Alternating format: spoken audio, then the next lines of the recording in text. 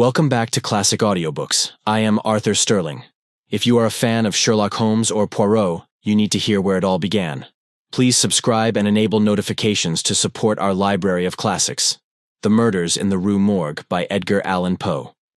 What song the sirens sang, or what name Achilles assumed when he hid himself among women, although puzzling questions, are not beyond all conjecture. Sir Thomas Browne. The mental features discoursed of as the analytical are, in themselves, but little susceptible of analysis. We appreciate them only in their effects. We know of them, among other things, that they are always to their possessor, when inordinately possessed, a source of the liveliest enjoyment. As the strong man exults in his physical ability, delighting in such exercises as call his muscles into action, so glories the analyst in that moral activity which disentangles. He derives pleasure from even the most trivial occupations, bringing his talent into play. He is fond of enigmas, of conundrums, of hieroglyphics, exhibiting in his solutions of each a degree of acumen which appears to the ordinary apprehension preternatural. His results, brought about by the very soul and essence of method, have, in truth, the whole air of intuition. The faculty of resolution is possibly much invigorated by mathematical study, and especially by that highest branch of it, which unjustly, and merely on account of its retrograde operations, has been called, as if par excellence, analysis. Yet to calculate is not in itself to analyze. A chess player, for example, does the one without effort at the other. It follows that the game of chess, in its effects upon mental character, is greatly misunderstood. I am not now writing a treatise, but simply prefacing a somewhat peculiar narrative by observations very much at random. I will, therefore, take occasion to assert that the higher powers of the reflective intellect are more decidedly and more usefully tasked by the unostentatious game of draughts than by all the elaborate frivolity of chess. In this latter, where the pieces have different and bizarre motions, with various and variable values, what is only complex is mistaken, a not unusual error, for what is profound. The attention is here called powerfully into play. If it flag for an instant, an oversight is committed resulting in injury or defeat. The possible moves being not only manifold but involute, the chances of such oversights are multiplied, and in 9 cases out of 10, it is the more concentrative rather than the more acute player who conquers. In drafts, on the contrary, where the moves are unique and have but little variation, the probabilities of inadvertence are diminished, and the mere attention being left comparatively unemployed. What advantages are obtained by either party are obtained by superior acumen. To be less abstract, let us suppose a game of draughts where the pieces are reduced to 4 kings, and where, of course, no oversight is to be expected.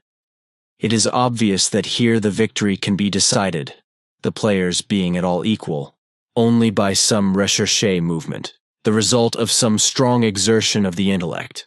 Deprived of ordinary resources, the analyst throws himself into the spirit of his opponent, identifies himself therewith, and not unfrequently sees thus, at a glance, the sole methods, sometime indeed absurdly simple ones, by which he may seduce into error, or hurry into miscalculation.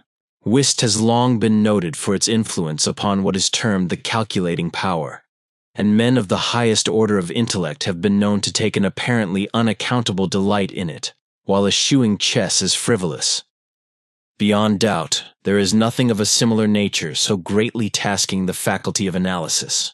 The best chess player in Christendom may be little more than the best player of chess, but proficiency in whist implies capacity for success in all those more important undertakings where mind struggles with mind. When I say proficiency, I mean that perfection in the game which includes a comprehension of all the sources whence legitimate advantage may be derived. These are not only manifold, but multiform, and lie frequently among recesses of thought altogether inaccessible to the ordinary understanding. To observe attentively is to remember distinctly, and so far, the concentrative chess player will do very well at whist, while the rules of Hoyle, themselves based upon the mere mechanism of the game, are sufficiently and generally comprehensible. Thus, to have a retentive memory and to proceed by the book are points commonly regarded as the sum total of good playing. But it is in matters beyond the limits of mere rule that the skill of the analyst is evinced. He makes, in silence, a host of observations and inferences. So, perhaps, do his companions. And the difference in the extent of the information obtained lies not so much in the validity of the inference as in the quality of the observation. The necessary knowledge is that of what to observe. Our player confines himself not at all, nor, because the game is the object, does he reject deductions from things external to the game. He examines the countenance of his partner, comparing it carefully with that of each of his opponents. He considers the mode of assorting the cards in each hand, often counting trump by trump and honor by honor through the glances bestowed by their holders upon each. He notes every variation of face as the play progresses, gathering a fund of thought from the differences in the expression of certainty, of surprise, of triumph, or of chagrin. From the manner of gathering up a trick, he judges whether the person taking it can make another in the suit. He recognizes what is played through feint, by the manner with which it is thrown upon the table. A casual or inadvertent word, the accidental dropping or turning of a card, with the accompanying anxiety or carelessness in regard to its concealment, the counting of the tricks, with the order of their arrangement, embarrassment, hesitation, eagerness, or trepidation, all afford, to his apparently intuitive perception, indications of the true state of affairs. The first 2 or 3 rounds having been played, he is in full possession of the contents of each hand, and thenceforward puts down his cards with as absolute a precision of purpose as if the rest of the party had turned outward the faces of their own. The analytical power should not be confounded with ample ingenuity, for while the analyst is necessarily ingenious, the ingenious man is often remarkably incapable of analysis. The constructive or combining power, by which ingenuity is usually manifested, and to which the phrenologists, I believe erroneously, have assigned a separate organ, supposing it a primitive faculty, has been so frequently seen in those whose intellect bordered otherwise upon idiocy as to have attracted general observation among writers on morals. Between ingenuity and the analytic ability, there exists a difference far greater indeed than that between the fancy and the imagination, but of a character very strictly analogous. It will be found, in fact, that the ingenious are always fanciful, and the truly imaginative never otherwise than analytic. The narrative which follows will appear to the reader somewhat in the light of a commentary upon the propositions just advanced. Residing in Paris during the spring and part of the summer of 18, I there became acquainted with a Monsieur C. Auguste Dupin. This young gentleman was of an excellent, indeed of an illustrious family, but, by a variety of untoward events, had been reduced to such poverty that the energy of his character succumbed beneath it, and he ceased to bestir himself in the world, or to care for the retrieval of his fortunes. By courtesy of his creditors, there still remained in his possession a small remnant of his patrimony, and upon the income arising from this, he managed, by means of a rigorous economy, to procure the necessaries of life, without troubling himself about its superfluities. Books, indeed, were his sole luxuries, and in Paris these are easily obtained. Our first meeting was at an obscure library in the Rue Montmartre, where the accident of our both being in search of the same very rare and very remarkable volume brought us into closer communion. We saw each other again and again.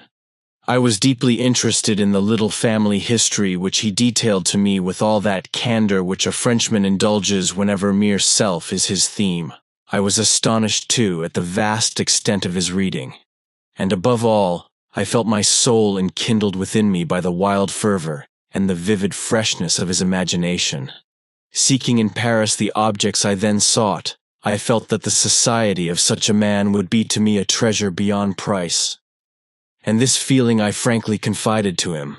It was at length arranged that we should live together during my stay in the city, and as my worldly circumstances were somewhat less embarrassed than his own, I was permitted to be at the expense of renting and furnishing in a style which suited the rather fantastic gloom of our common temper, a time-eaten and grotesque mansion, long deserted through superstitions into which we did not inquire, and tottering to its fall in a retired and desolate portion of the Faubourg Saint-Germain.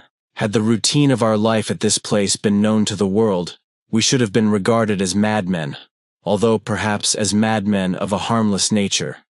Our seclusion was perfect. We admitted no visitors. Indeed, the locality of our retirement had been carefully kept a secret from my own former associates, and it had been many years since Dupin had ceased to know or be known in Paris.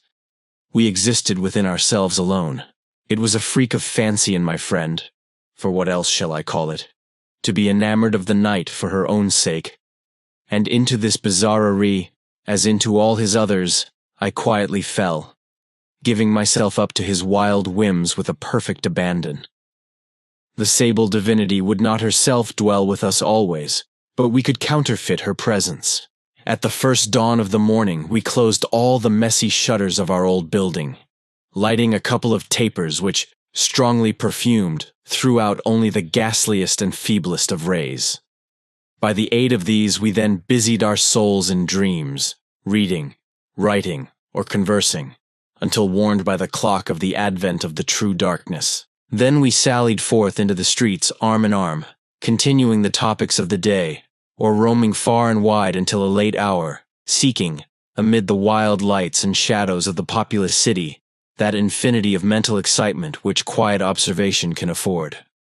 At such times I could not help remarking and admiring, although from his rich ideality I had been prepared to expect it, a peculiar analytic ability in Dupin. He seemed, too, to take an eager delight in its exercise, if not exactly in its display, and did not hesitate to confess the pleasure thus derived. He boasted to me, with a low chuckling laugh, that most men, in respect to himself, wore windows in their bosoms, and was wont to follow up such assertions by direct and very startling proofs of his intimate knowledge of my own. His manner at these moments was frigid and abstract. His eyes were vacant in expression, while his voice, usually a rich tenor, rose into a treble which would have sounded petulantly, but for the deliberateness and entire distinctness of the enunciation. Observing him in these moods, I often dwelt meditatively upon the old philosophy of the bipart soul, and amused myself with the fancy of a double Dupin, the creative and the resolvent. Let it not be supposed, from what I have just said, that I am detailing any mystery or penning any romance. What I have described in The Frenchman was merely the result of an excited, or perhaps of a diseased intelligence. But of the character of his remarks at the periods in question, an example will best convey the idea. We were strolling one night down a long, dirty street in the vicinity of the Palais Royal. Being both, apparently, occupied with thought, neither of us had spoken a syllable for 15 minutes at least. All at once Dupin broke forth with these words: "He is a very little fellow, that's true, and would do better for the Théâtre des Variétés." "There can be no doubt of that," I replied unwittingly, and not at first observing, so much had I been absorbed in reflection, the extraordinary manner in which the speaker had chimed in with my meditations. In an instant afterward I recollected myself, and my astonishment was profound. "Dupin," said I gravely, "this is beyond my comprehension. I do not hesitate to say that I am amazed, and can scarcely credit my senses. How was it possible you should know I was thinking of—" Here I paused, to ascertain beyond a doubt whether he really knew of whom I thought. "Of Chantilly," said he. "Why do you pause? You were remarking to yourself that his diminutive figure unfitted him for tragedy." This was precisely what had formed the subject of my reflections. Chantilly was a quondam cobbler of the Rue Saint-Denis, who, becoming stage mad, had attempted the role of Xerxes in Crébillon's tragedy so called, and been notoriously pasquinated for his pains. "Tell me for heaven's sake," I exclaimed, "the method, if method there is, by which you have been enabled to fathom my soul in this matter." In fact, I was even more startled than I would have been willing to express. "It was the fruiterer," replied my friend, "who brought you to the conclusion that the mender of souls was not of sufficient height for Xerxes' edit genus omni. The fruiterer! You astonish me. I know no fruiterer whomsoever. The man who ran up against you as we entered the street. It may have been 15 minutes ago. I now remembered that, in fact, a fruiterer, carrying upon his head a large basket of apples, had nearly thrown me down, by accident, as we passed from the Rue C into the thoroughfare where we stood. But what this had to do with Chantilly, I could not possibly understand. There was not a particle of charlatanerie about Dupin. I will explain, he said, and that you may comprehend all clearly, we will first retrace the course of your meditations, from the moment in which I spoke to you until that of the rencontre with the fruiterer in question. The larger links of the chain run thus: Chantilly, Orion, Dr. Nichols, Epicurus, stereotomy, the street stones, the fruiterer. There are few persons who have not, at some period of their lives, amused themselves in retracing the steps by which particular conclusions of their own minds have been attained. The occupation is often full of interest, and he who attempts it for the first time is astonished by the apparently illimitable distance and incoherence between the starting point and the goal. What, then, must have been my amazement when I heard the Frenchman speak what he had just spoken, and when I could not help acknowledging that he had spoken the truth. He continued, "We had been talking of horses, if I remember aright, just before leaving the Rue C. This was the last subject we discussed. As we crossed into this street, a fruiterer, with a large basket upon his head, brushing quickly past us, thrust you upon a pile of paving stones collected at a spot where the causeway is undergoing repair. You stepped upon one of the loose fragments, slipped, slightly strained your ankle, appeared vexed or sulky, muttered a few words, turned to look at the pile, and then proceeded in silence. I was not particularly attentive to what you did, but observation has become with me of late a species of necessity. You kept your eyes upon the ground, glancing with a petulant expression at the holes and ruts in the pavement, so that I saw you were still thinking of the stones, until we reached the little alley called Lamartine, which has been paved, by way of experiment, with the overlapping and riveted blocks. Here your countenance brightened up, and perceiving your lips move, I could not doubt that you murmured the word stereotomy, a term very affectedly applied to this species of pavement. I knew that you could not say to yourself stereotomy without being brought to think of atomies, and thus of the theories of Epicurus. And since, when we discussed this subject not very long ago, I mentioned to you how singularly, yet with how little notice, the vague guesses of that noble Greek had met with confirmation in the late nebular cosmogony, I felt that you could not avoid casting your eyes upward to the great nebula in Orion, and I certainly expected that you would do so. You did look up, and I was now assured that I had correctly followed your steps. But in that bitter tirade upon Chantilly, which appeared in yesterday's Musée, the satirist, making some disgraceful allusions to the cobbler's change of name upon assuming the buskin, quoted a Latin line about which we have often conversed. I mean the line perdidit antiquum littera prima sonum. I had told you that this was in reference to Orion, formerly written Urian, and, from certain pungencies connected with this explanation, I was aware that you could not have forgotten it. It was clear, therefore, that you would not fail to combine the two ideas of Orion and Chantilly. That you did combine them, I saw by the character of the smile which passed over your lips. You thought of the poor cobbler's immolation. So far, you had been stooping in your gait, but now I saw you draw yourself up to your full height. I was then sure that you reflected upon the diminutive figure of Chantilly. At this point, I interrupted your meditations to remark that as, in fact, he was a very little fellow, that Chantilly, he would do better at the Théâtre des Variétés. Not long after this, we were looking over an evening edition of the Gazette des Tribunaux, when the following paragraphs arrested our attention. Extraordinary murders. This morning, about 3 o'clock, the inhabitants of the Quartier Saint-Roch were aroused from sleep by a succession of terrific shrieks. issuing, apparently, from the fourth story of a house in the Rue Morgue, known to be in the sole occupancy of one Madame L'Espanaye, and her daughter, Mademoiselle Camille L'Espanaye. After some delay, occasioned by a fruitless attempt to procure admission in the usual manner, the gateway was broken in with a crowbar, and 8 or 10 of the neighbors entered accompanied by 2 gendarmes. By this time the cries had ceased, but, as the party rushed up the first flight of stairs, 2 or more rough voices in angry contention were distinguished, and seemed to proceed from the upper part of the house. As the second landing was reached, these sounds also had ceased, and everything remained perfectly quiet. The party spread themselves and hurried from room to room. Upon arriving at a large back chamber in the 4th story, the door of which, being found locked with the key inside, was forced open, a spectacle presented itself which struck everyone present not less with horror than with astonishment. The apartment was in the wildest disorder, the furniture broken and thrown about in all directions. There was only one bedstead, and from this the bed had been removed and thrown into the middle of the floor.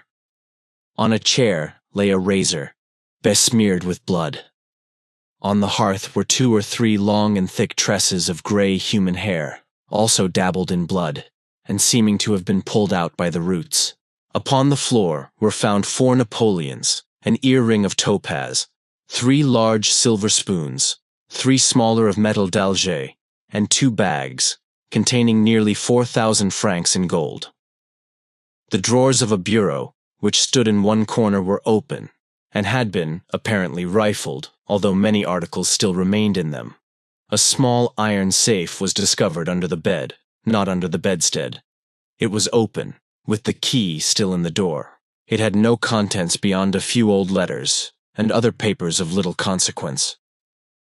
Of Madame L'Espanaye, no traces were here seen, but an unusual quantity of soot being observed in the fireplace, a search was made in the chimney, and, horrible to relate, the corpse of the daughter, head downward, was dragged therefrom, it having been thus forced up the narrow aperture for a considerable distance.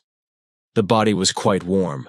Upon examining it, many excoriations were perceived, no doubt occasioned by the violence with which it had been thrust up and disengaged. Upon the face were many severe scratches, and, upon the throat, dark bruises, and deep indentations of fingernails, as if the deceased had been throttled to death. After a thorough investigation of every portion of the house, without farther discovery, the party made its way into a small paved yard in the rear of the building, where lay the corpse of the old lady, with her throat so entirely cut that, upon an attempt to raise her, the head fell off. The body, as well as the head, was fearfully mutilated, the former so much so as scarcely to retain any semblance of humanity. To this horrible mystery there is not as yet, we believe, the slightest clue. The next day's paper had these additional particulars. The tragedy in the Rue Morgue. Many individuals have been examined in relation to this most extraordinary and frightful affair. The word affair has not yet, in France, that levity of import which it conveys with us. But nothing whatever has transpired to throw light upon it.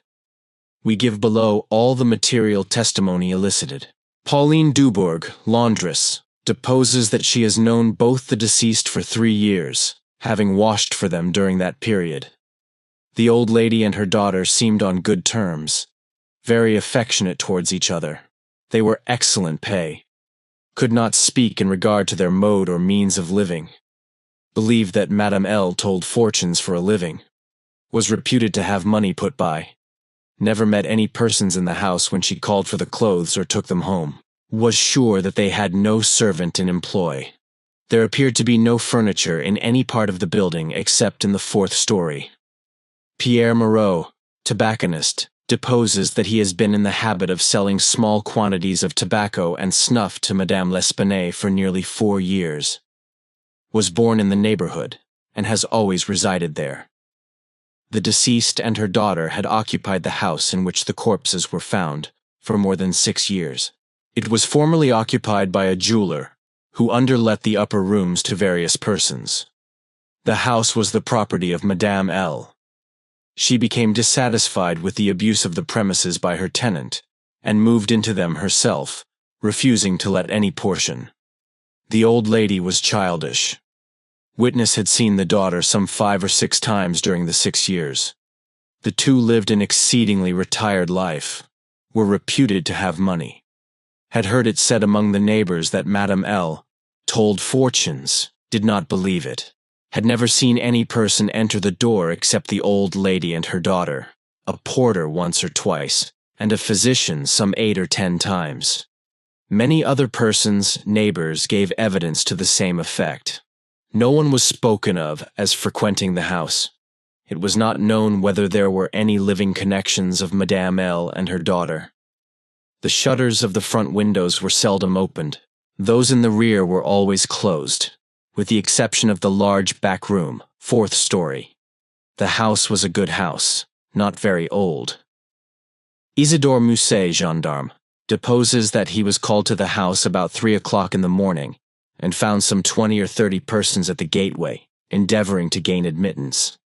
Forced it open, at length, with a bayonet, not with a crowbar.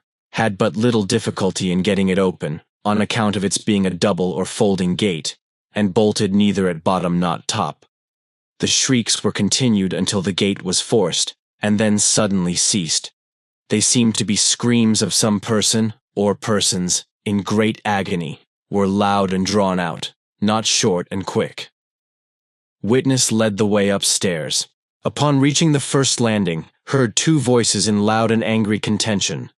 The one a gruff voice, the other much shriller. A very strange voice. Could distinguish some words of the former, which was that of a Frenchman. Was positive that it was not a woman's voice. Could distinguish the words sacré and diable. The shrill voice was that of a foreigner.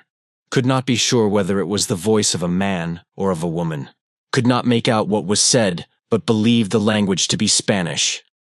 The state of the room and of the bodies was described by this witness as we described them yesterday.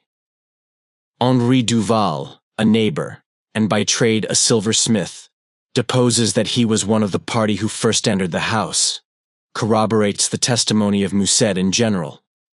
As soon as they forced an entrance, they reclosed the door, to keep out the crowd, which collected very fast, notwithstanding the lateness of the hour. The shrill voice, this witness thinks, was that of an Italian. Was certain it was not French. Could not be sure that it was a man's voice.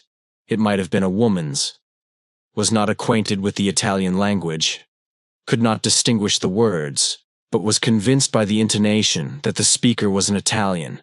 Knew Madame L. and her daughter. Had conversed with both frequently. Was sure that the shrill voice was not that of either of the deceased. Odenheimer, restaurateur. This witness volunteered his testimony. Not speaking French, was examined through an interpreter. Is a native of Amsterdam. Was passing the house at the time of the shrieks. They lasted for several minutes, probably 10.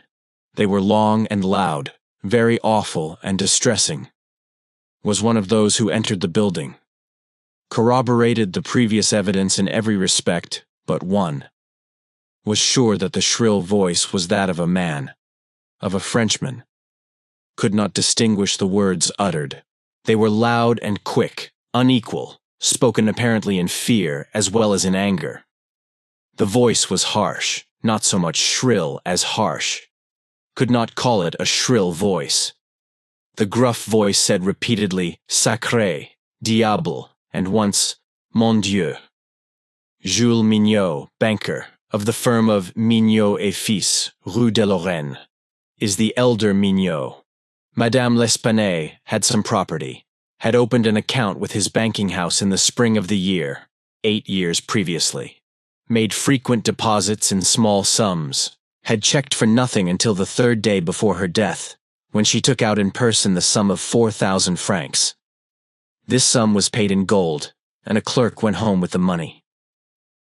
Adolphe Lebon, clerk to Mignot et Fils, deposes that on the day in question, about noon, he accompanied Madame L'Espanaye to her residence with the 4,000 francs, put up in 2 bags. Upon the door being opened, Mademoiselle L. appeared and took from his hands one of the bags, while the old lady relieved him of the other. He then bowed and departed. Did not see any person in the street at the time. It is a by-street. Very lonely. William Byrd, Taylor, deposes that he was one of the party who entered the house. Is an Englishman. Has lived in Paris 2 years. Was one of the first to ascend the stairs. Heard the voices in contention. The gruff voice was that of a Frenchman. Could make out several words, but cannot now remember all. Heard distinctly sacré and mon Dieu. There was a sound at the moment, as if of several persons struggling. A scraping and scuffling sound. The shrill voice was very loud. Louder than the gruff one. Is sure that it was not the voice of an Englishman. Appeared to be that of a German. Might have been a woman's voice. Does not understand German. 4 of the above-named witnesses, being recalled, deposed that the door of the chamber in which was found the body of Mademoiselle L. was locked on the inside when the party reached it. Everything was perfectly silent. No groans or noises of any kind. Upon forcing the door, no person was seen. The windows, both of the back and front room, were down and firmly fastened from within. A door between the 2 rooms was closed, but not locked. The door leading from the front room into the passage was locked, with the key on the inside. A small room in the front of the house, on the 4th story, at the head of the passage was open, the door being ajar. This room was crowded with old beds, boxes, and so forth. These were carefully removed and searched. There was not an inch of any portion of the house which was not carefully searched. Sweeps were sent up and down the chimneys. The house was a 4-story one, with garrets, mansards. A trap-door on the roof was nailed down very securely. Did not appear to have been opened for years. The time elapsing between the hearing of the voices in contention and the breaking open of the room door was variously stated by the witnesses. Some made it as short as 3 minutes, some as long as 5.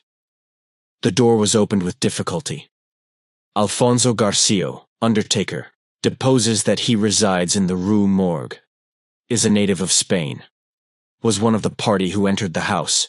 Did not proceed upstairs. Is nervous, and was apprehensive of the consequences of agitation. Heard the voices in contention. The gruff voice was that of a Frenchman. Could not distinguish what was said. The shrill voice was that of an Englishman, is sure of this. Does not understand the English language, but judges by the intonation. Alberto Montani, confectioner, deposes that he was among the first to ascend the stairs. Heard the voices in question.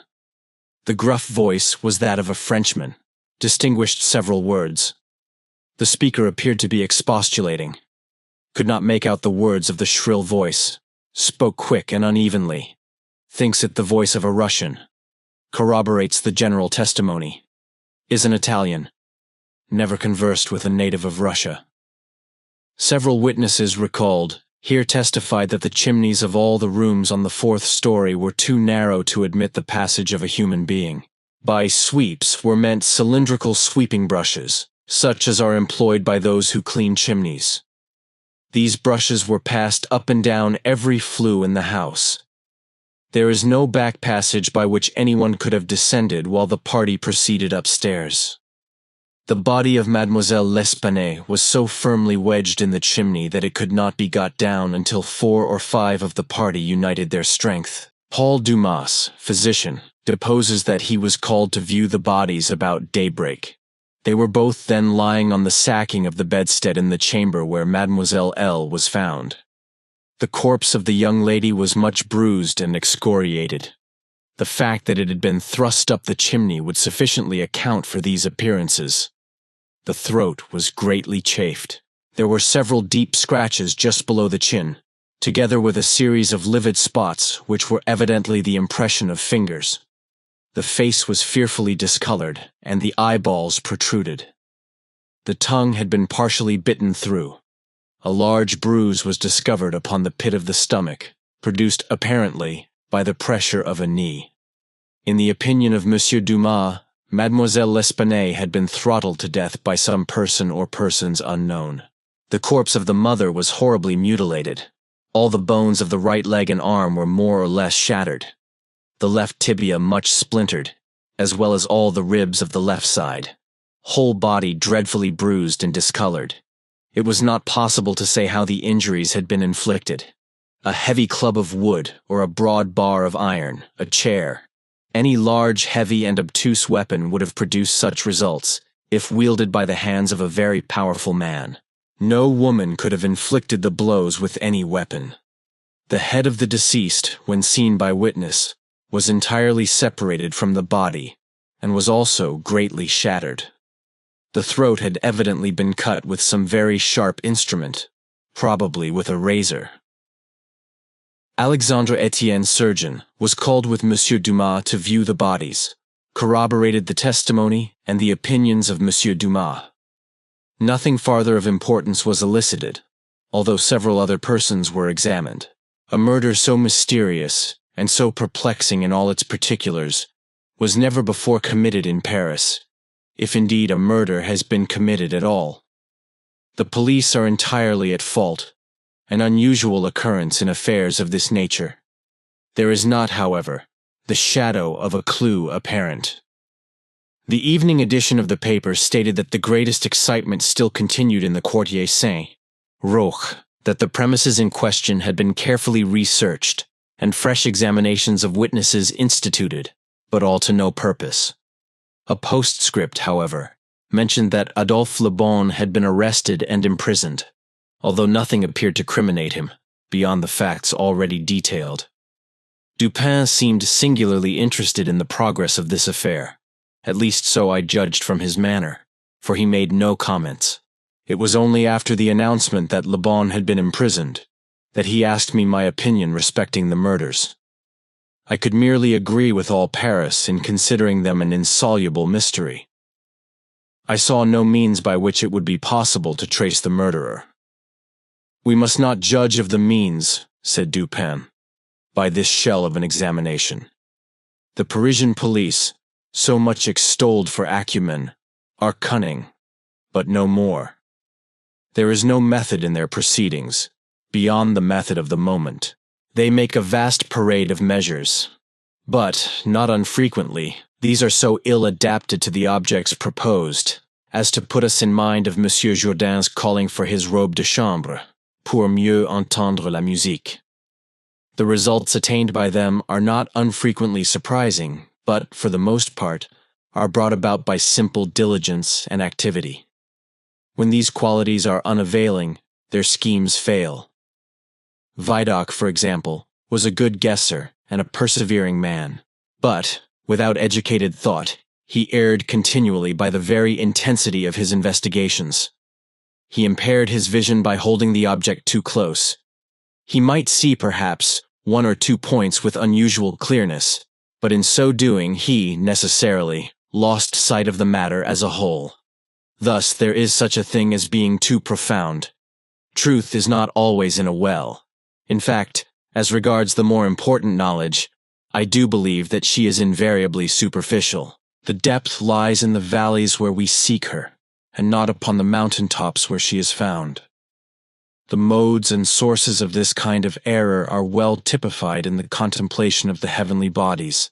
To look at a star by glances, to view it in a sidelong way, by turning toward it the exterior portions of the retina, more susceptible of feeble impressions of light than the interior, is to behold the star distinctly, is to have the best appreciation of its luster, a luster which grows dim just in proportion as we turn our vision fully upon it.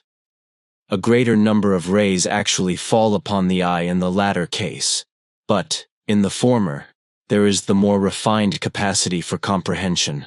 By undue profundity, we perplex and enfeeble thought, and it is possible to make even Venus herself vanish from the firmament by a scrutiny too sustained, too concentrated, or too direct. As for these murders, let us enter into some examinations for ourselves before we make up an opinion respecting them. An inquiry will afford us amusement. I thought this an odd term, so applied, but said nothing. And besides, Le Bon once rendered me a service for which I am not ungrateful. We will go and see the premises with our own eyes. I know G, the prefect of police, and shall have no difficulty in obtaining the necessary permission. The permission was obtained, and we proceeded at once to the Rue Morgue. This is one of those miserable thoroughfares which intervene between the Rue Richelieu and the Rue Saint-Roch. It was late in the afternoon when we reached it, as this quarter is at a great distance from that in which we resided. The house was readily found, for there were still many persons gazing up at the closed shutters, with an objectless curiosity, from the opposite side of the way. It was an ordinary Parisian house, with a gateway, on one side of which was a glazed watch-box, with a sliding panel in the window, indicating a loge de concierge. Before going in, we walked up the street, turned down an alley, and then, again turning, passed in the rear of the building. Dupin, meanwhile examining the whole neighborhood, as well as the house, with a minuteness of attention for which I could see no possible object. Retracing our steps, we came again to the front of the dwelling, rang, and, having shown our credentials, were admitted by the agents in charge. We went upstairs, into the chamber where the body of Mademoiselle L'Espanaye had been found, and where both the deceased still lay. The disorders of the room had, as usual, been suffered to exist. I saw nothing beyond what had been stated in the Gazette des Tribunaux. Dupin scrutinized everything, not excepting the bodies of the victims. We then went into the other rooms and into the yard, a gendarme accompanying us throughout. The examination occupied us until dark, when we took our departure. On our way home, my companion stepped in for a moment at the office of one of the daily papers. I have said that the whims of my friend were manifold, and that je les ménageais. For this phrase there is no English equivalent. It was his humor now to decline all conversation on the subject of the murder until about noon the next day. He then asked me suddenly if I had observed anything peculiar at the scene of the atrocity.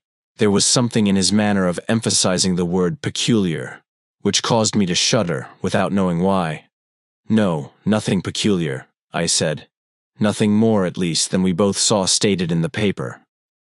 The Gazette, he replied, has not entered, I fear, into the unusual horror of the thing. But dismiss the idle opinions of this print. It appears to me that this mystery is considered insoluble, for the very reason which should cause it to be regarded as easy of solution. I mean for the outre character of its features. The police are confounded by the seeming absence of motive, not for the murder itself, but for the atrocity of the murder. They are puzzled, too, by the seeming impossibility of reconciling the voices heard in contention with the facts that no one was discovered upstairs but the assassinated Mademoiselle L'Espanaye, and that there were no means of egress without the notice of the party ascending. The wild disorder of the room, the corpse thrust with the head downward up the chimney, the frightful mutilation of the body of the old lady. These considerations, with those just mentioned, and others which I need not mention, have sufficed to paralyze the powers, by putting completely at fault the boasted acumen of the government agents.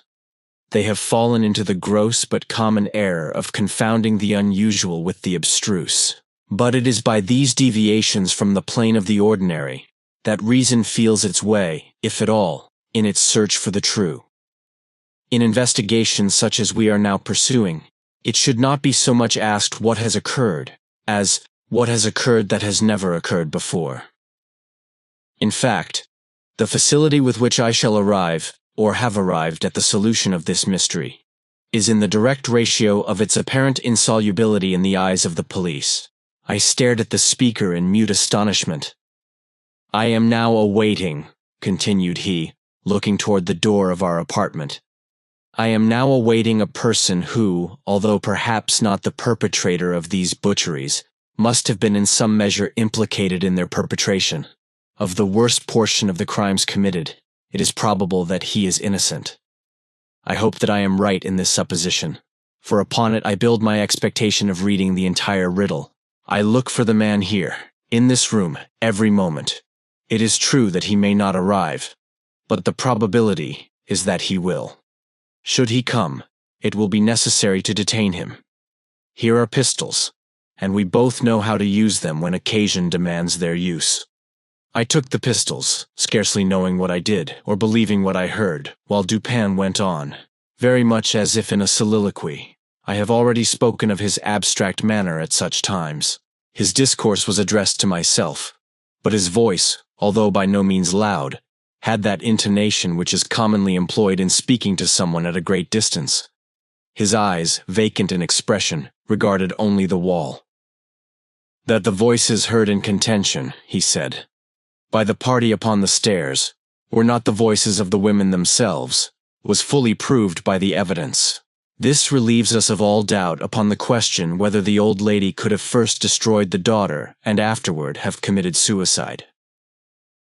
I speak of this point chiefly for the sake of method, for the strength of Madame L'Espanaye would have been utterly unequal to the task of thrusting her daughter's corpse up the chimney as it was found, and the nature of the wounds upon her own person entirely preclude the idea of self-destruction. Murder, then, has been committed by some third party, and the voices of this third party were those heard in contention.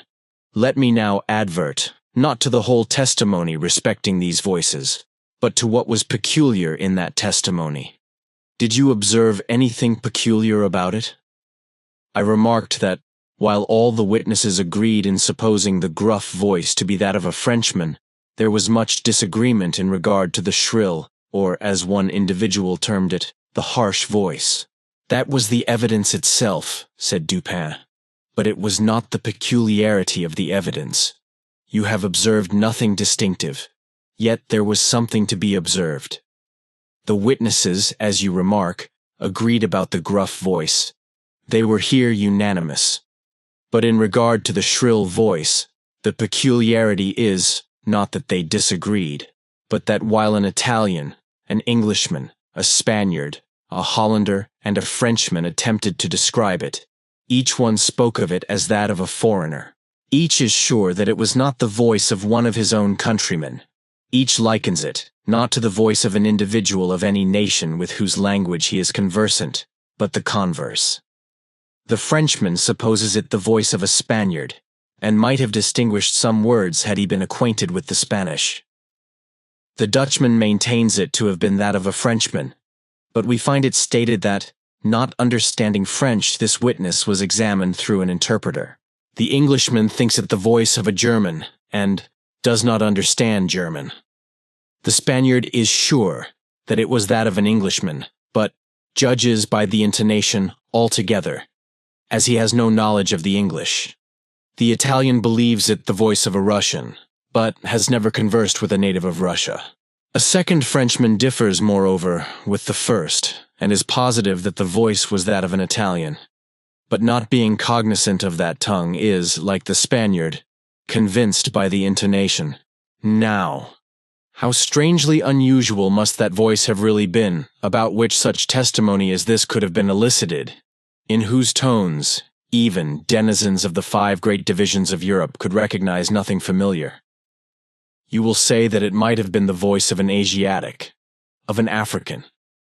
Neither Asiatics nor Africans abound in Paris, but, without denying the inference, I will now merely call your attention to 3 points. The voice is termed by one witness harsh rather than shrill.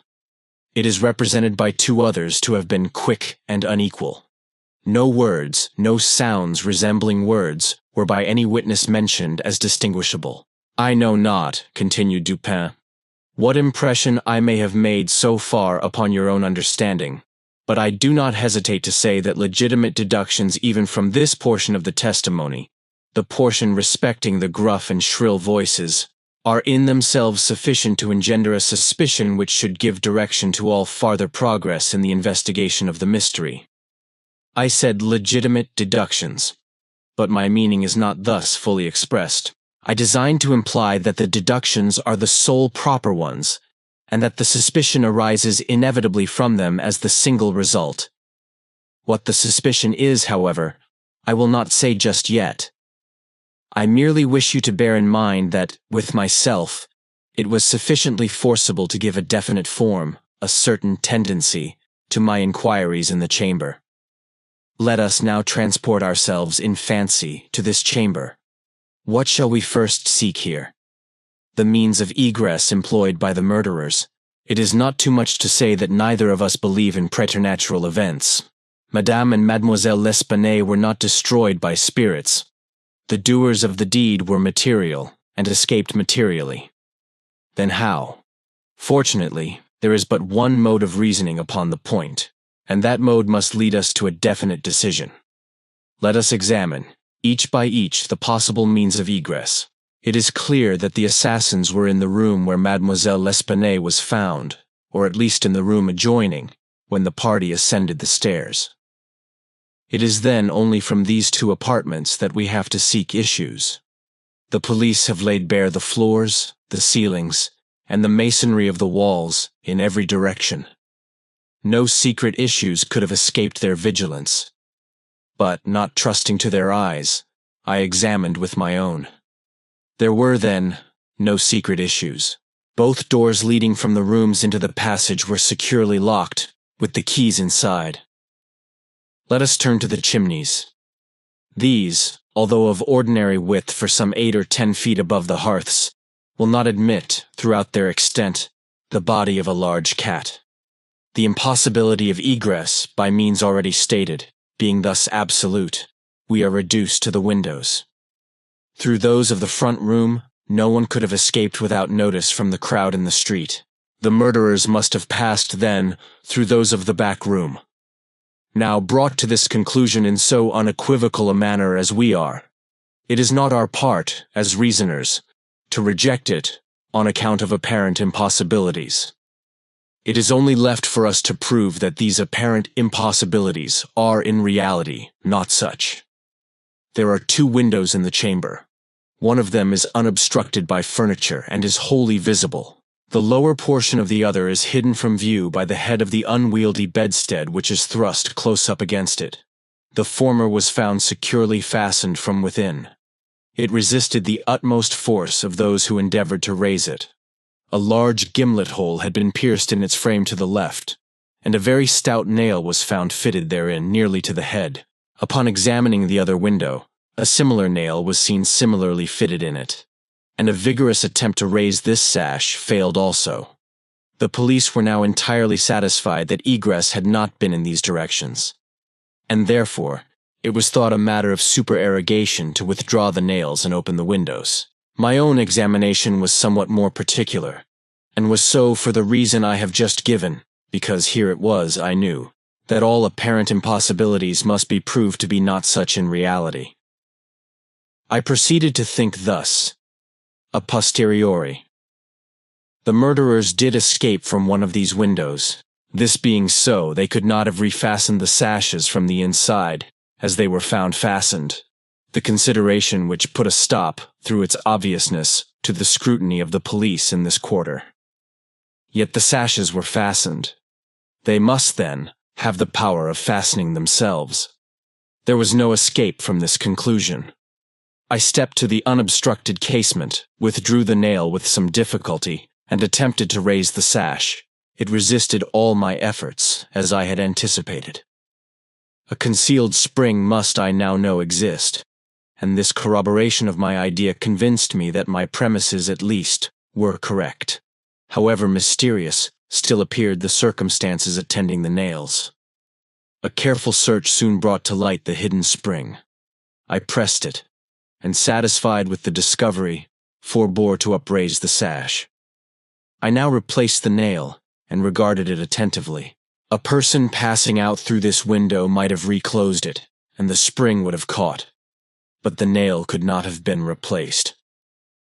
The conclusion was plain, and again narrowed in the field of my investigations. The assassins must have escaped through the other window.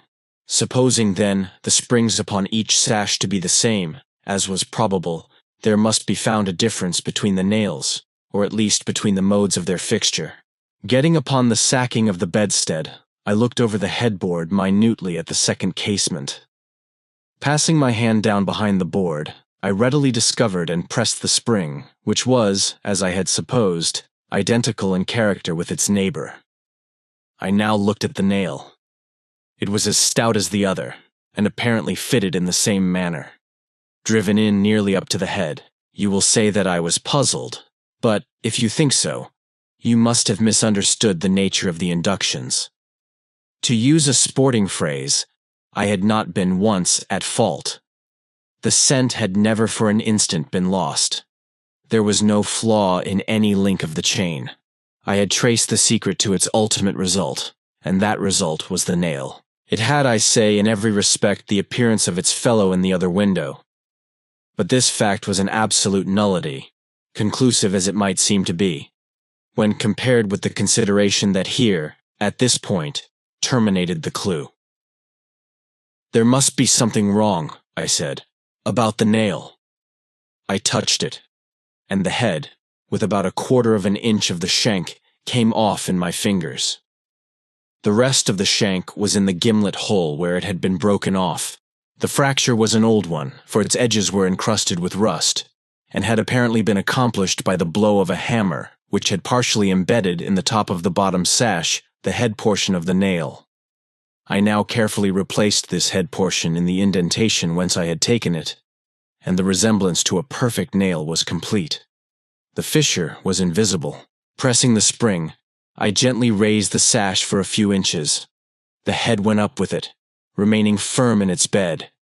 I closed the window, and the semblance of the whole nail was again perfect. The riddle, so far, was now unriddled. The assassin had escaped through the window which looked upon the bed, dropping of its own accord upon his exit, or perhaps purposely closed.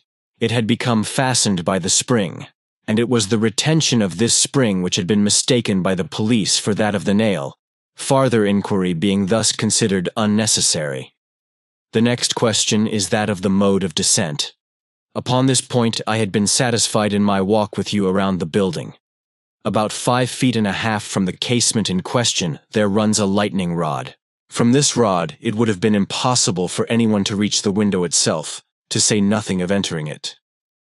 I observed, however, that the shutters of the 4th story were of the peculiar kind called by Parisian carpenters ferrades, a kind rarely employed at the present day, but frequently seen upon very old mansions at Lyons and Bordeaux.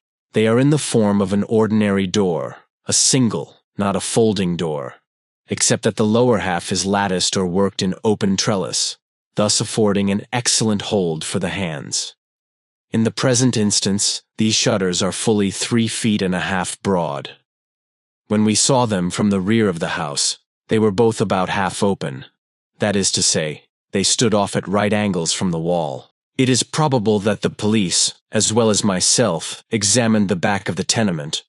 But, if so, in looking at these ferrades in the line of their breadth, as they must have done, they did not perceive this great breadth itself, or, at all events, failed to take it into due consideration. In fact, having once satisfied themselves that no egress could have been made in this quarter, they would naturally bestow here a very cursory examination. It was clear to me, however, that the shutter belonging to the window at the head of the bed would, if swung fully back to the wall, reach to within 2 feet of the lightning rod. It was also evident that, by exertion of a very unusual degree of activity and courage, an entrance into the window, from the rod, might have been thus effected. By reaching to the distance of 2 feet and a half, we now suppose the shutter open to its whole extent. A robber might have taken a firm grasp upon the trellis work, letting go then his hold upon the rod, placing his feet securely against the wall and springing boldly from it. He might have swung the shutter so as to close it, and, if we imagine the window open at the time, might even have swung himself into the room. I wish you to bear especially in mind that I have spoken of a very unusual degree of activity, as requisite to success in so hazardous and so difficult a feat. It is my design to show you first that the thing might possibly have been accomplished. But secondly and chiefly, I wish to impress upon your understanding the very extraordinary, the almost preternatural character of that agility which could have accomplished it. You will say, no doubt, using the language of the law, that to make out my case, I should rather undervalue than insist upon a full estimation of the activity required in this matter. This may be the practice in law, but it is not the usage of reason. My ultimate object is only the truth. My immediate purpose is to lead you to place in juxtaposition that very unusual activity of which I have just spoken with that very peculiar shrill, or harsh, and unequal voice, about whose nationality no two persons could be found to agree, and in whose utterance no syllabification could be detected. At these words, a vague and half-formed conception of the meaning of Dupin flitted over my mind. I seemed to be upon the verge of comprehension without power to comprehend, as men at times find themselves upon the brink of remembrance without being able in the end to remember. My friend went on with his discourse. "You will see," he said, "that I have shifted the question from the mode of egress to that of ingress. It was my design to convey the idea that both were affected in the same manner at the same point. Let us now revert to the interior of the room. Let us survey the appearances here. The drawers of the bureau, it is said, had been rifled, although many articles of apparel still remained within them. The conclusion here is absurd. It is a mere guess, a very silly one, and no more. How are we to know that the articles found in the drawers were not all these drawers had originally contained? Madame L'Espanaye and her daughter lived an exceedingly retired life, saw no company, seldom went out, had little use for numerous changes of habiliment. Those found were at least of as good quality as any likely to be possessed by these ladies. If a thief had taken any, why did he not take the best? Why did he not take all? In a word, why did he abandon 4,000 francs in gold to encumber himself with a bundle of linen? The gold was abandoned. Nearly the whole sum mentioned by Monsieur Mignot, the banker, was discovered, in bags, upon the floor. I wish you, therefore, to discard from your thoughts the blundering idea of motive engendered in the brains of the police by that portion of the evidence which speaks of money delivered at the door of the house.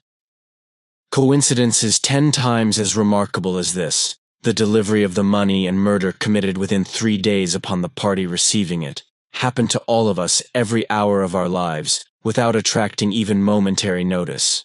Coincidences, in general, are great stumbling blocks in the way of that class of thinkers who have been educated to know nothing of the theory of probabilities, that theory to which the most glorious objects of human research are indebted for the most glorious of illustration. In the present instance, had the gold been gone, the fact of its delivery 3 days before would have formed something more than a coincidence. It would have been corroborative of this idea of motive. But under the real circumstances of the case, if we are to suppose gold the motive of this outrage, we must also imagine the perpetrator so vacillating an idiot as to have abandoned his gold and his motive together.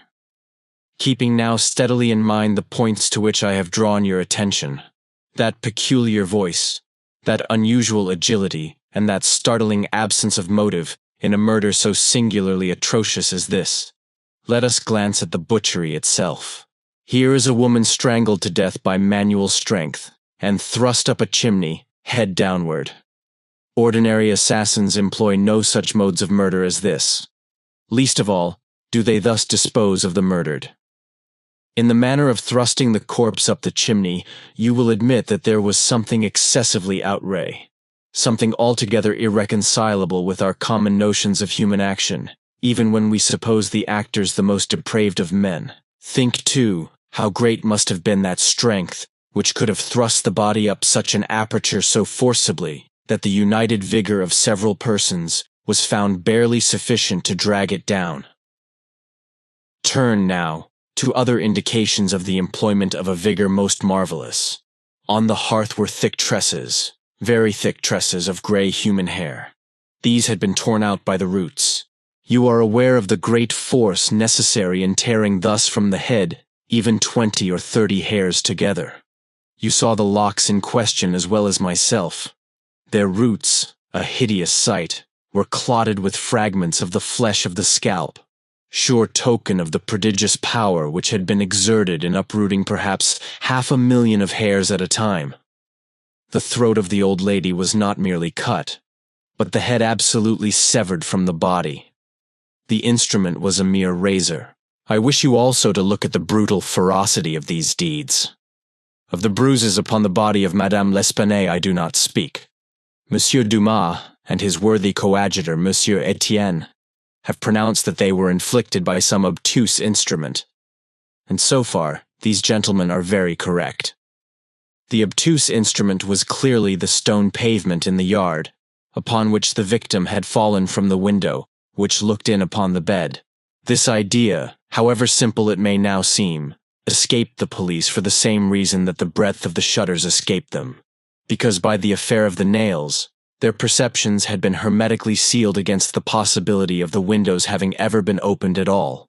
If now, in addition to all these things, you have properly reflected upon the odd disorder of the chamber, we have gone so far as to combine the ideas of an agility astounding, a strength superhuman, a ferocity brutal, a butchery without motive, a grotesquerie and horror absolutely alien from humanity, and a voice foreign in tone to the ears of men of many nations, and devoid of all distinct or intelligible syllabification.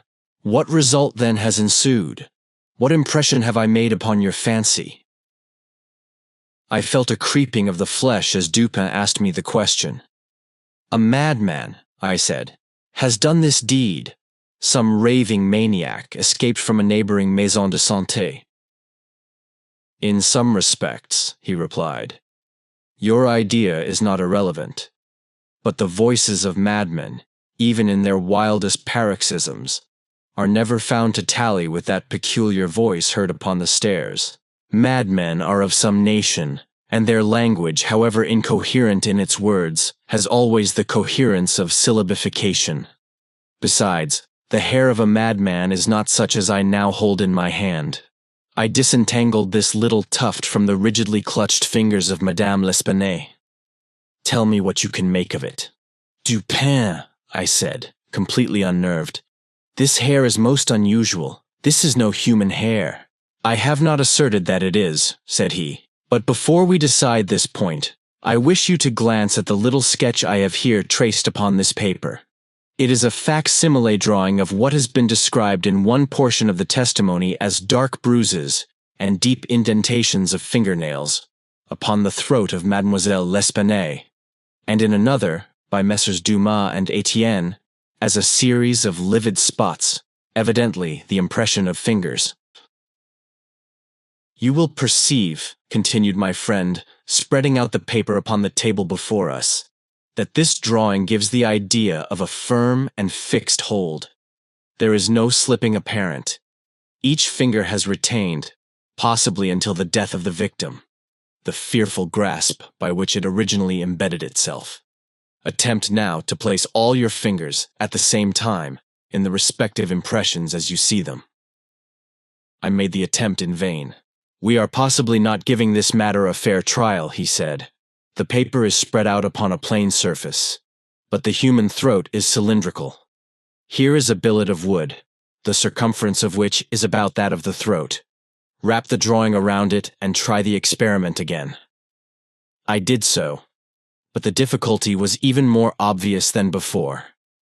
This, I said, is the mark of no human hand. Read now, replied Dupin, this passage from Cuvier. It was a minute anatomical and generally descriptive account of the large fulvous orang-outang of the East Indian Islands. The gigantic stature, the prodigious strength and activity, the wild ferocity, and the imitative propensities of these mammalia are sufficiently well known to all. I understood the full horrors of the murder at once.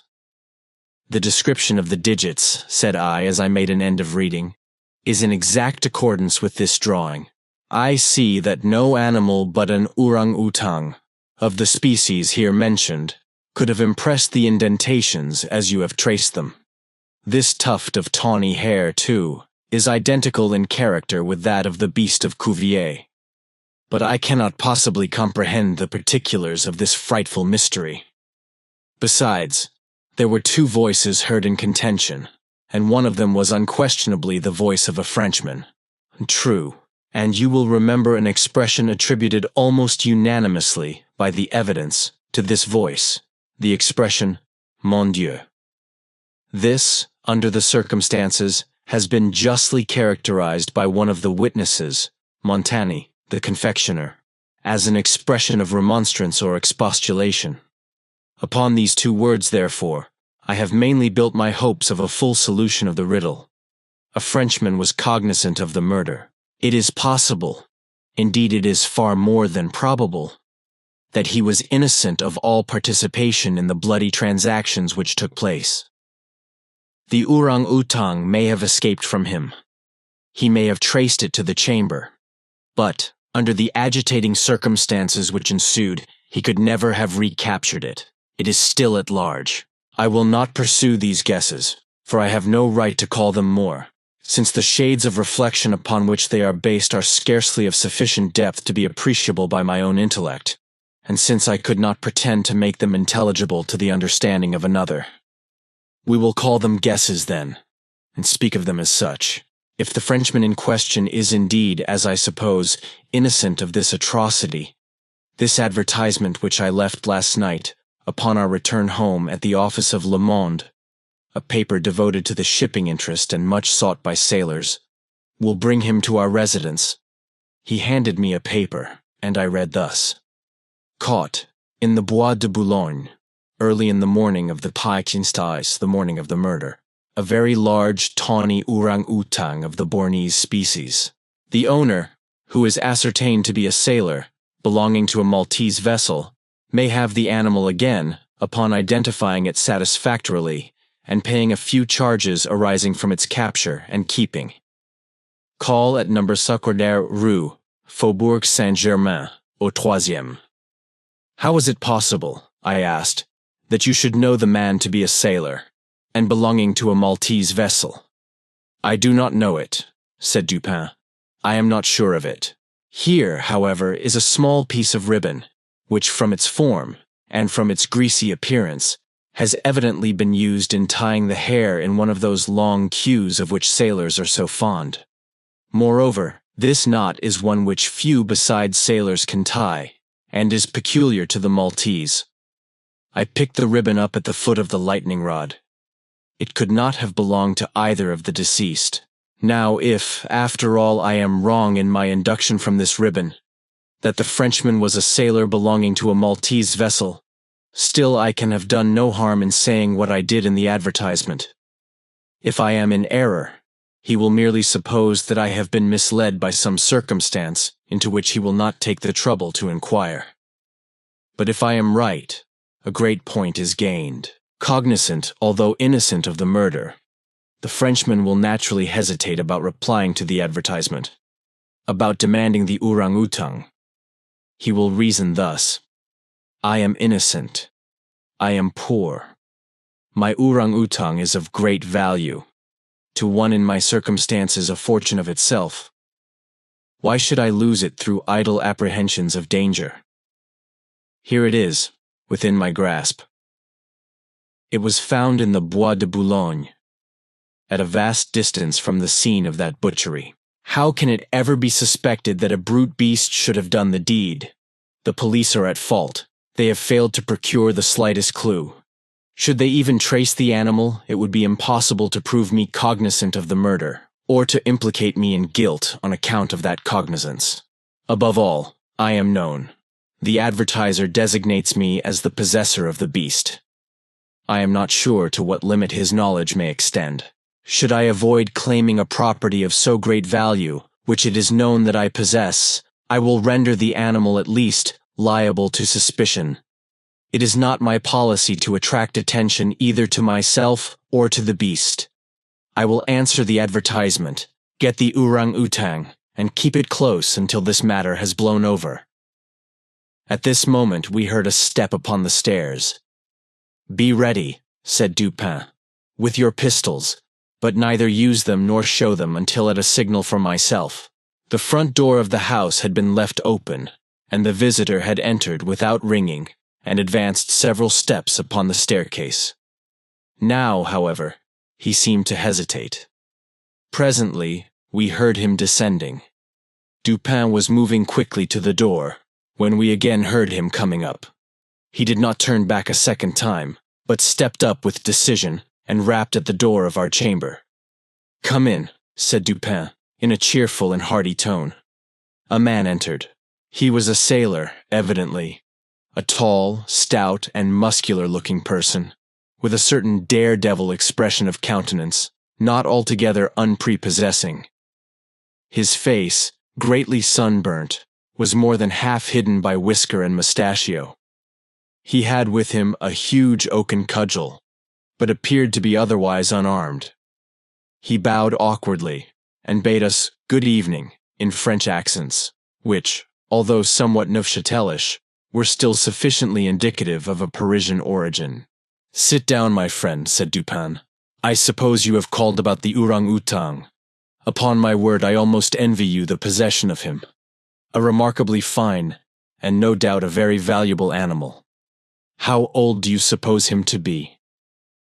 The sailor drew a long breath, with the air of a man relieved of some intolerable burden, and then replied, in an assured tone, "I have no way of telling, but he can't be more than 4 or 5 years old. Have you got him here?" "Oh, no. We had no conveniences for keeping him here. He is at a livery stable in the Rue du Bourg, just by. You can get him in the morning. Of course you are prepared to identify the property." "To be sure I am, sir." "I shall be sorry to part with him," said Dupin. "I don't mean that you should be at all this trouble for nothing, sir," said the man. "Couldn't expect it. Am very willing to pay a reward for the finding of the animal, that is to say, anything in reason." "Well," replied my friend, "that is all very fair to be sure. Let me think. What should I have? Oh, I will tell you. My reward shall be this. You shall give me all the information in your power about these murders in the Rue Morgue." Dupin said the last words in a very low tone, and very quietly. Just as quietly, too, he walked toward the door, locked it, and put the key in his pocket. He then drew a pistol from his bosom and placed it, without the least flurry, upon the table. The sailor's face flushed up, as if he were struggling with suffocation. He started to his feet and grasped his cudgel, but the next moment he fell back into his seat, trembling violently, and with the countenance of death itself. He spoke not a word. I pitied him from the bottom of my heart. "My friend," said Dupin in a kind tone, "you are alarming yourself unnecessarily. You are indeed. We mean you no harm whatever. I pledge you the honor of a gentleman and of a Frenchman that we intend you no injury. I perfectly well know that you are innocent of the atrocities in the Rue Morgue. It will not do, however, to deny that you are in some measure implicated in them.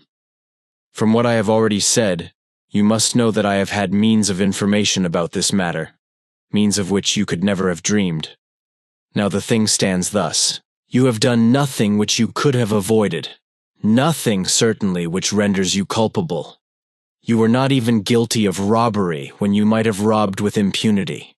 You have nothing to conceal. You have no reason for concealment. On the other hand, you are bound by every principle of honor to confess all you know.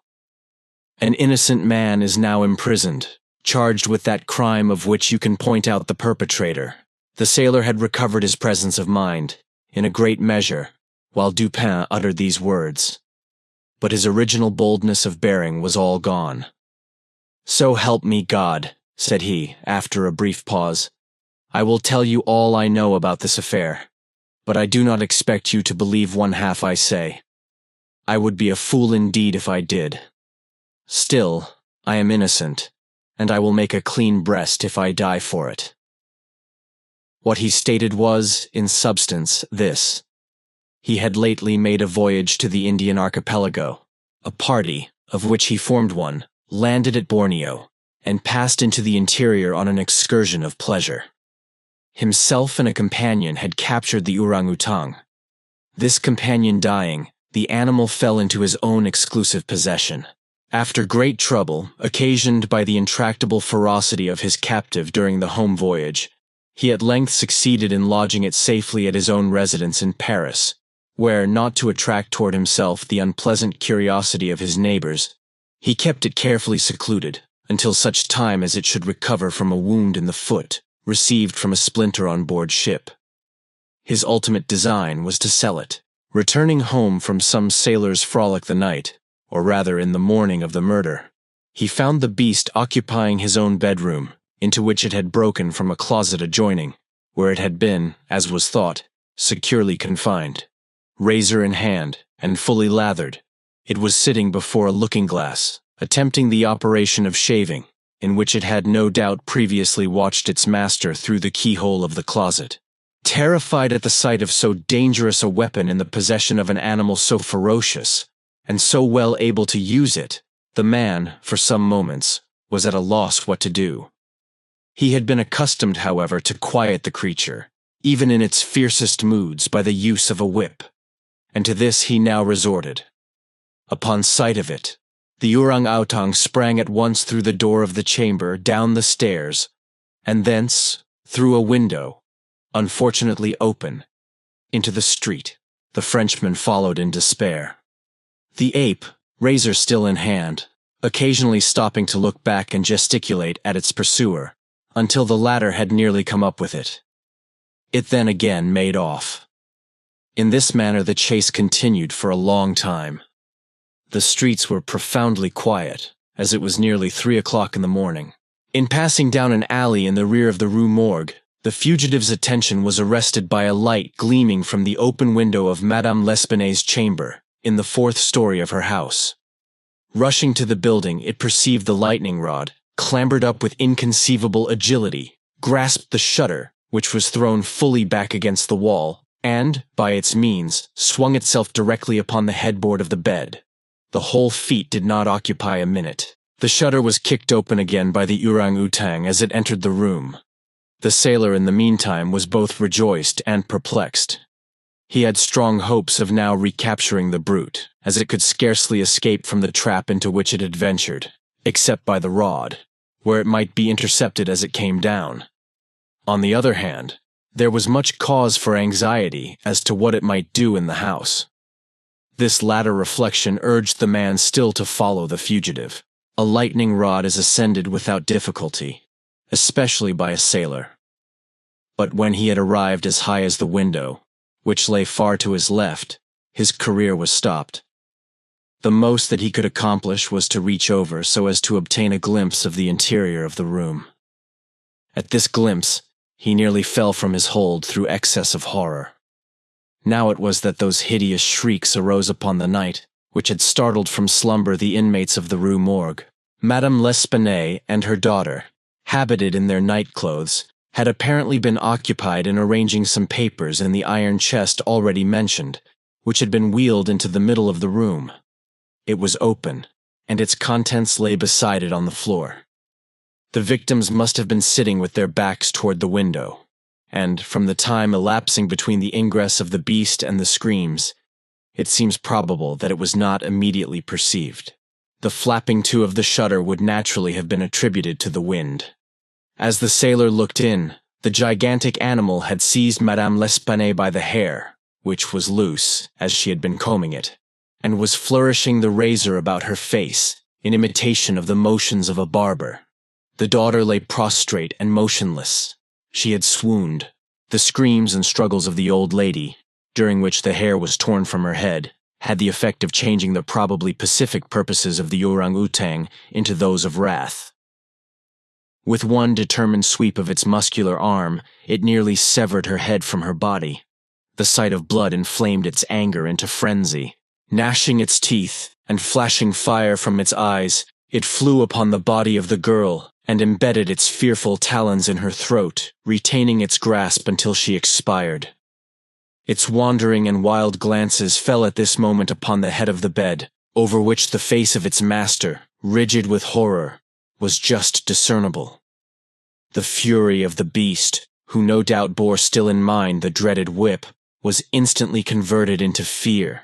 Conscious of having deserved punishment, it seemed desirous of concealing its bloody deeds, and skipped about the chamber in an agony of nervous agitation. throwing down and breaking the furniture as it moved, and dragging the bed from the bedstead. In conclusion, it seized first the corpse of the daughter, and thrust it up the chimney, as it was found, then that of the old lady, which it immediately hurled through the window headlong.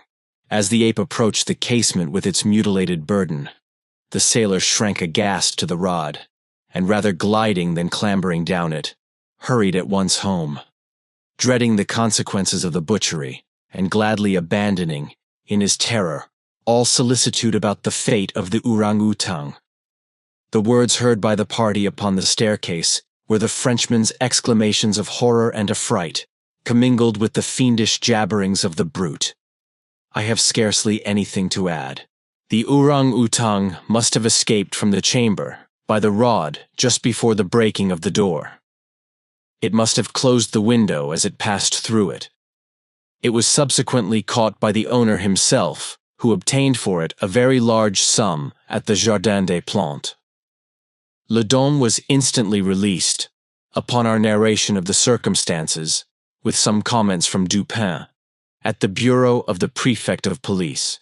This functionary, however well disposed to my friend, could not altogether conceal his chagrin at the turn which affairs had taken, and was fain to indulge in a sarcasm or two about the propriety of every person minding his own business. "Let him talk," said Dupin, who had not thought it necessary to reply. "Let him discourse. It will ease his conscience. I am satisfied with having defeated him in his own castle. Nevertheless, that he failed in the solution of this mystery is by no means that matter for wonder which he supposes it. For, in truth, our friend the prefect is somewhat too cunning to be profound. In his wisdom is no stamen. It is all head and no body, like the pictures of the goddess Laverna, or at best, all head and shoulders, like a codfish.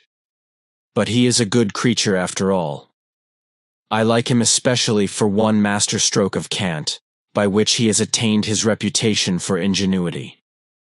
I mean the way he has de nier ce qui est et d'expliquer ce qui n'est pas.